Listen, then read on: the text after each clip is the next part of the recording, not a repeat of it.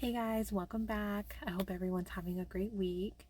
Um, I'm having a good day. I'm feeling good. I'm feeling like currently today and yesterday. I, I know some days it's like a roller coaster and it changes, but today and yesterday I have been feeling really good and feeling like I'm, you know, getting back to God again. I felt like I kind of got away a little bit off this path with him when I got the stomach flu recently because I wasn't reading the Bible when I was sick. I wasn't praying. Um, it literally almost felt physically impossible to pray. Like I would even try to like pray in my mind without actually like speaking out loud.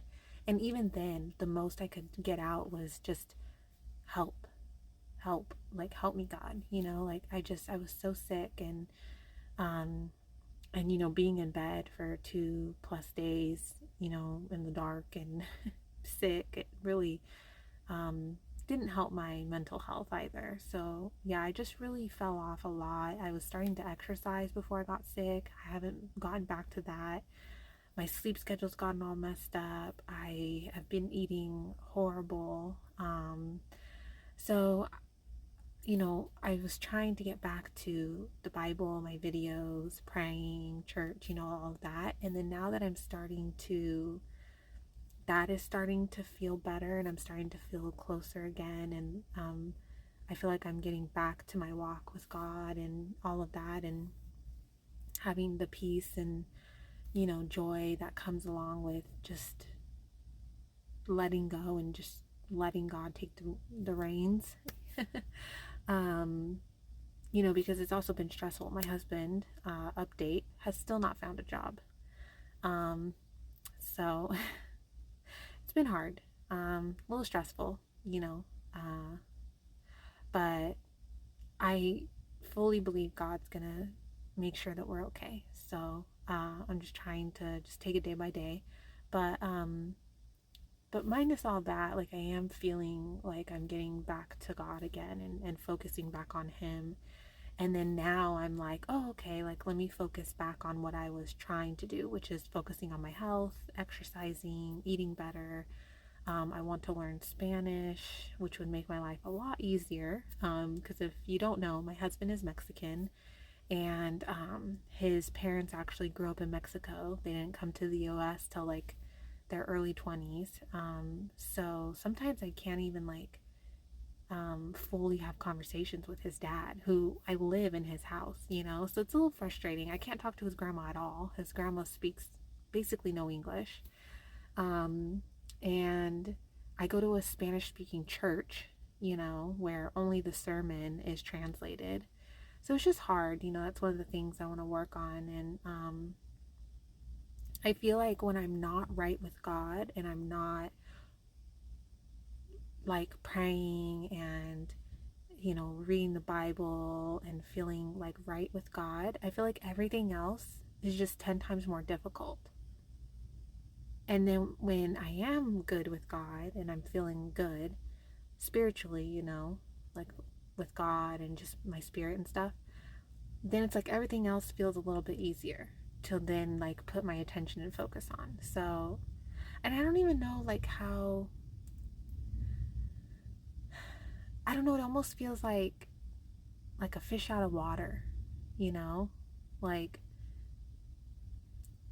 a fish obviously thrives when they're in the water, because that's their habitat, that's their place. And it almost feels like, when they're out of the water, it's like obviously much harder. Or if they're like swimming in a teeny puddle, it almost feels like that. It's like when everything is just better. Everything. My mental health, my perspective, my peace, my anxiety, depression, motivation, my energy, like all of that just seems to be better when I'm feeling like connected with God and like I'm in a good place with God. Because if you've been following my journey, you'll know that there's been times where I've been upset with God, mad at God, confused, um, not understanding God, lost, not having faith, not having trust in Him. So, it's been very up and down, but I feel like the more I go down this road, the more that all of that bad stuff will start to fade away as I grow in my relationship with God. And I only see it going up from here. So, yeah, I mean, it's a good day. I'm having a good day. I'm just trying to take advantage and just get back to working on the other aspects in my life too, which is eating better, exercising, continuing to get to know God and continuing on this path, and finding ways I can help people, because that's where I get a lot of my deep joy from, is when I help others. So, I don't know, just taking it day by day. But I don't even know why I started telling you all of that. It kind of just came out. So I don't know what happened there, but I don't understand the point of all that. But anyways, things are good. And I hope things are good for you guys too. So let's get into the Psalms. Someone was very kind and gave a little bit of a explanation behind the Psalms in my video, I believe yesterday. So you can go to yesterday's video and look at that in the comments. It was very helpful. So thank you. So let's get into it. I will praise you, O Lord, with my whole heart. I will tell of all your marvelous works. I will be glad and rejoice in you. I will sing praise to your name, O Most High. When my enemies turn back, they shall fall and perish at your presence. For you have maintained my right and my cause. You sat on the throne, judging in righteousness. You have rebuked the nations. You have destroyed the wicked. You have blotted out their name forever and ever. O enemy, destructions are finished forever. And you have destroyed cities. Even their memory has perished. But the Lord shall endure forever. He has prepared his throne for judgment. He shall judge the world in righteousness, and he shall administer judgment for the peoples in uprightness. The Lord also will be a refuge for the oppressed, a refuge in times of trouble. And those who know your name will put their trust in you. For you, Lord, have not forsaken those who seek you. Sing praises to the Lord, who dwells in Zion. Declare his deeds among the people. When he avenges blood, he remembers them. He does not forget the cry of the humble. Have mercy on me, O Lord. Consider my trouble from those who hate me.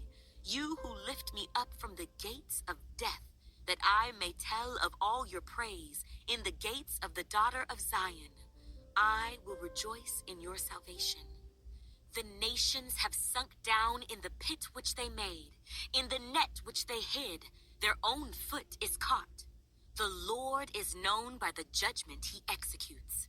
The wicked is snared in the work of his own hands. Meditation. Selah. I completely forgot to look up the Selah, because that's been mentioned a couple times now since we started the Psalms.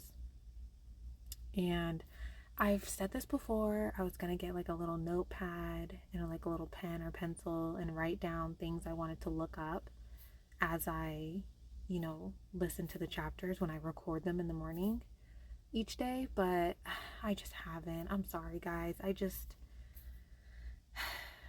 don't know. Life. The wicked shall be turned into hell, and all the nations that forget God. For the needy shall not always be forgotten. The expectation of the poor shall not perish forever. Arise, O Lord. Do not let man prevail. Let the nations be judged in your sight. Put them in fear, O Lord, that the nations may know themselves to be but men. Selah. Why do you stand afar off, O Lord? Why do you hide in times of trouble? The wicked in his pride persecutes the poor. Let them be caught in the plots which they have devised. For the wicked boasts of his heart's desire. He blesses the greedy and renounces the Lord. The wicked in his proud countenance does not seek God. God is in none of his thoughts. His ways are always prospering. Your judgments are far above, out of his sight. As for all his enemies, he sneers at them. He has said in his heart, I shall not be moved. I shall never be in adversity. His mouth is full of cursing and deceit and oppression. Under his tongue is trouble and iniquity. He sits in the lurking places of the villages. In the secret places he murders the innocent. His eyes are secretly fixed on the helpless. He lies in wait secretly, as a lion in his den. He lies in wait to catch the poor. He catches the poor when he draws him into his net. So he crouches, he lies low, that the helpless may fall by his strength. He has said in his heart, God has forgotten. He hides his face. He will never see. Arise, O Lord. O God, lift up your hand. Do not forget the humble. Why do the wicked renounce God? He has said in his heart, you will not require an account. But you have seen, for you observe trouble and grief, to repay it by your hand. The helpless commits himself to you. You are the helper of the fatherless. Break the arm of the wicked and the evil man. Seek out his wickedness until you find none. The Lord is king forever and ever. The nations have perished out of his land. Lord, you have heard the desire of the humble. You will prepare their heart. You will cause your ear to hear, to do justice to the fatherless and the oppressed, that the man of the earth may oppress no more. I wonder what that means to prepare. You will prepare their heart. Because that's been mentioned in the Bible before, where it mentioned, someone didn't or did prepare their heart to seek God. Because for me, before God opened my eyes one day, I felt like he was almost cornering me slowly to him. Because I didn't grow up, I knew of God growing up and stuff, but then as I got older, I was like, oh, I don't really believe anything. There's multiple religions, multiple people follow gods, things like that, blah, blah, blah. And I never really looked into any of it. So I just was like, yeah, I'm just not going to deal with any of it. And then I kind of fell, prey to the, the new age spiritual, stuff. And, but when I met my husband, that was when things started to slowly God started giving me little nudges. Because my husband's a Christian and his family are big Christians, and he would tell me stuff. I thought he was crazy. I was like, you sound nuts. I even told him one time, I was like, oh my God, your family sounds like they're in a cult. And just the things he was saying, I was just like, what? And but we still stayed together and everything, because my husband wasn't he was kind of far from God at that time. He's just barely starting to get back. I'm actually the one who's been bringing him back to God and kind of getting him to come to church and everything. But that kind of happened, and then I got pregnant, and then we got married, and then I had to sell my house at the end of my pregnancy. So a few days after my daughter was born, we had to move out of my house, and we moved in with my in-laws.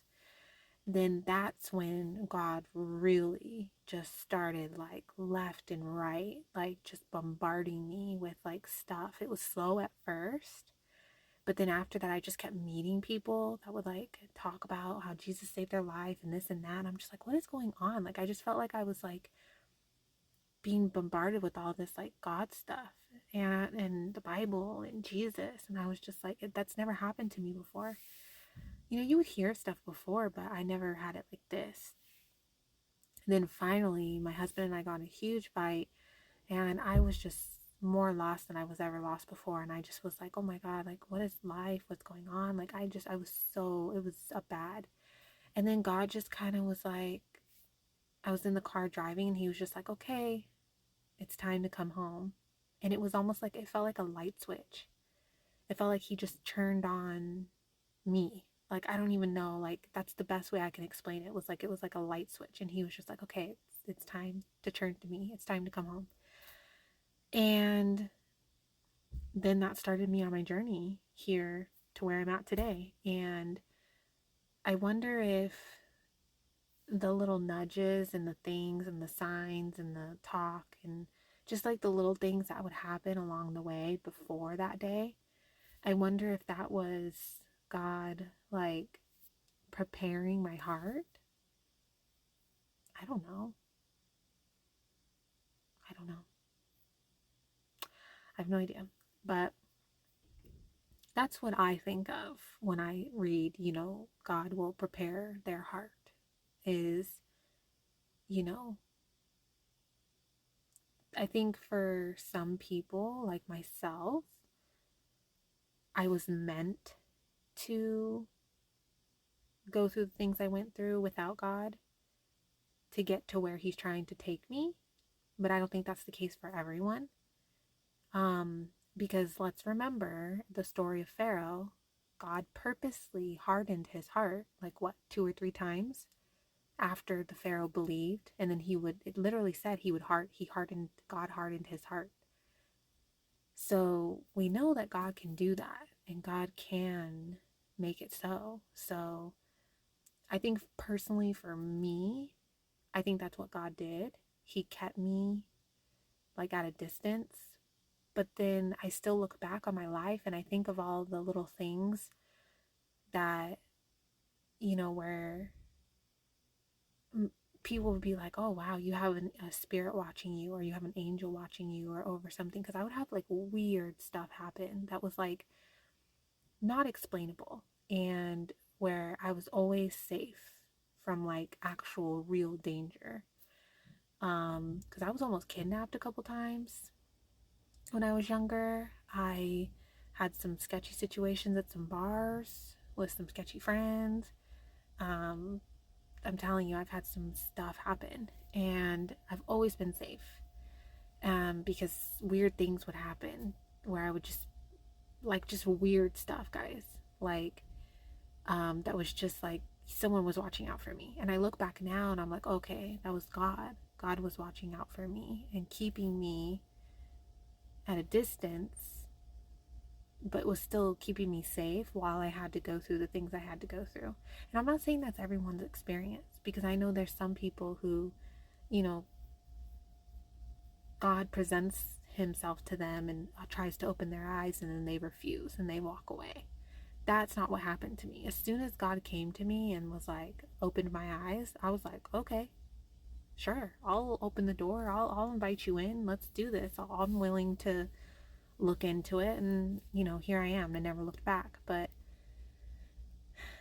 I do like wonder, like, if that's, you know, from when I moved into my in-laws house till when God did open my eyes, I wonder if that was him kind of slowly opening my mind, preparing my heart, you know, because I don't think that if he didn't do it the way that he did it, I don't think that it would have, like, if he had just came to me and was like, okay, come to me, come home, I don't know that I would have responded the same way if I didn't have the things happen and the signs happen leading up to that day.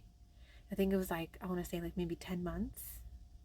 I think like 9, 10 months of the signs, and it was slow, and it was just kind of, it felt like it was just slowly like backing me into like a corner where I was like, oh, okay, like but not in a bad way, not in like a mean way. It was more of like a gentle, like, okay, like almost like I was being stubborn, and God was like, all right, like let me help you out here a little bit. Because I was very like anti, like, do not talk to God about me, do not talk to the Bible about me, don't talk to me about church, don't talk to me about none of it. I don't want to hear anything. Before I moved into his in-laws house. um I was very like stubborn about it. So I think God did what he had to do that worked for me personally. But I don't know. I don't know. Everyone's case is different. Everyone's journey's different, and God knows what he's doing. And I've heard this time and time and time again. God's timing is perfect, and I truly believe that. Sometimes in the moment it's hard to believe that, but I think in the end, when you look back and you reflect and you're like, oh yeah, like his timing is perfect. Okay, guys, I'm gonna stop talking. I know I talk a lot sometimes. I'm sorry. I'm working on that. But I will see you guys tomorrow. Bye.